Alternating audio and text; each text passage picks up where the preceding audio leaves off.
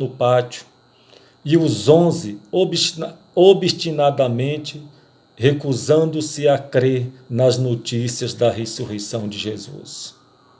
O ato de traição de Judas diferiu em grau, mas não em espécie, das muitas outras deslealdades que aconteceram na pessoa de Jesus por aqueles que estavam andando com ele. Os filmes de Hollywood preferem apresentar Judas como um rebelde complexo, heróico. A Bíblia declara simplesmente: entrou nele Satanás, quando saiu da mesa para tomar a sua atitude. É assim que a Bíblia declara e descreve Judas: entrou nele Satanás. Em todos os outros acontecimentos, a desilusão de Judas diferiu novamente, apenas em grau das outras dos discípulos, bem como nas nossas hoje.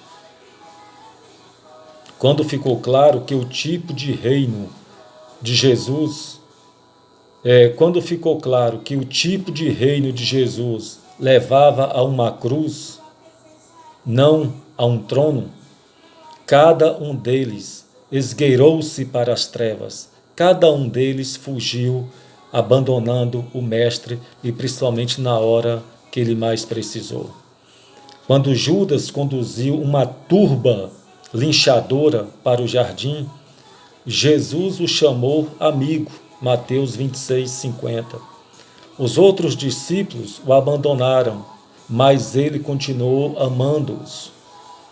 Sua nação mandou executá-lo, mas enquanto se estendia nu, na postura da desgraça máxima, Jesus ergueu-se para gritar: Pai, perdoa-lhes. Que tipo de rei era aquele? Que, com tanta maldade que os homens lhe fizeram, ele simplesmente o amava. E amanhã eu vou falar um pouquinho sobre o Getsêmani e o Calvário. Mas eu gostaria que a igreja pensasse durante a semana sobre esses fatos que aconteceram com o nosso Mestre Senhor Jesus Cristo nesta semana. E como eu falei no início, esse escritor russo, Fyodor Dostoiévski, por que a providência, por que Deus resolveu virar o seu rosto na hora mais difícil para o seu filho? E amanhã, quando estivermos falando sobre o Getsêmani e o Calvário, uma das frases de Jesus foi: Deus meu, por que me desamparaste?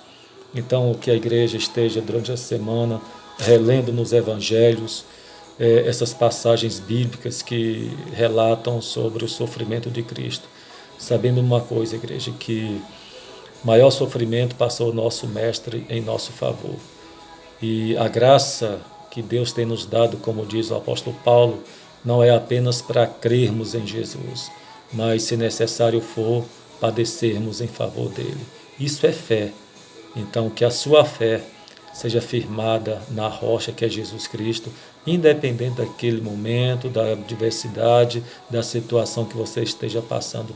Creia, porque o maior sacrifício já foi feito por aquele que nos ama incondicionalmente, Jesus Cristo. Que Deus abençoe a sua vida, meu irmão. Que Deus abençoe a sua família. E receba o meu abraço bem apertado, em nome de Jesus.